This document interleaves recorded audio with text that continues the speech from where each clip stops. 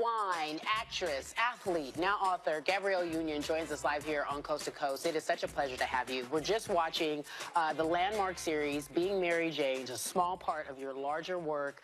It's come to an end after 4 seasons. Yeah. Tell us about the experience. It's been a wonderful ride. You know, getting to play such a complicated, imperfect. She's perfectly imperfect.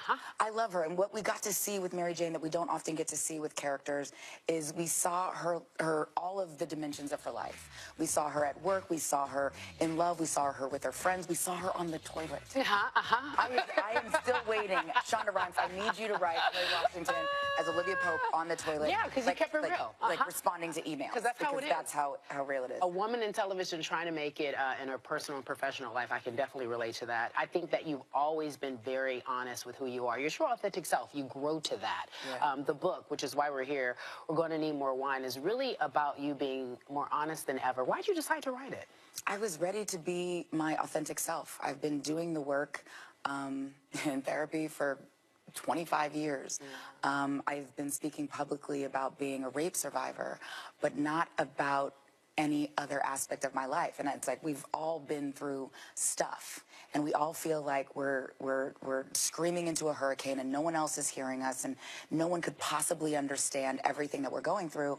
And it can lead to isolation. It can lead to a very dark downward spiral. And I realized that as I was going through these things, there were so many other people who were going through the same thing, but just had no idea. So I wanted this book to be me reaching across, saying, "I got you. I see you."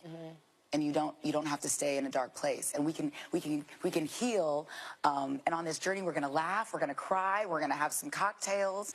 But I see you, and I got you, and there's hope at the end of the tunnel. Full disclosure, we did a book signing. You did a book signing, and I was moderating, which I was just sitting there listening, actually. And it was a really touching moment. I don't think there was a single person that did not cry in the audience. And that is truly courageous of you to be so vulnerable. You also, in the book, talk about your married life to that basketball player. Yeah, that guy. I've heard of him. His name is Dwyane. He plays basketball. Yeah, I was about to say 3, but now he's 9. I'm still getting used to him and his Olympic number. Yeah, it's so bizarre to me. Was he okay with that? With 9? No, with you talking about your life and 9. Yeah, 9? Both. I mean, if he could have wrestled the 3 away from Isiah Thomas, I'm sure he would have. But no, he's embracing 9. Yeah. You know, it's like 3 times 3. You know, 3 championships. Sure. He everything is very symbolic. Yes.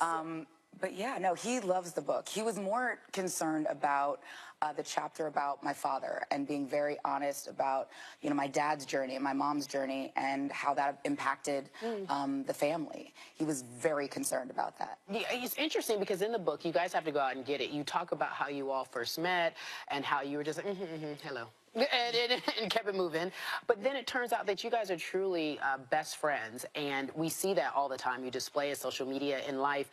I find it interesting you've been on this journey with him. So the year in Chicago, then now in Cleveland, were you prepared for the move? I was prepared for a move. Okay. I didn't know where, I didn't know where we would land. Obviously, playing with your best friend is, like Nettie and Seeley, they are, nothing can keep them, apart. They are very connected. I mean, yeah, it's, so for him, playing with his best friend, playing on a team with veterans, guys who are married, guys who know who the OJs are, teammates that I could not have given birth to. All of that is very attractive. Speaking of that, you know what, and teammates you haven't, I did this shoot the other day with Lonzo Ball, and in my mind, I'm like, God, this kid is so young. But now I hear that you may or may not have something with LeVar. What's that about? I have a very one-sided relationship with LeVar in that I am firmly committed to him, and he doesn't know I am alive.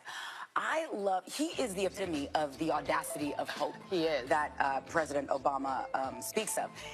The idea that he thinks there's some people that want to be the face of a corporation, and there's some people that want to be the corporation.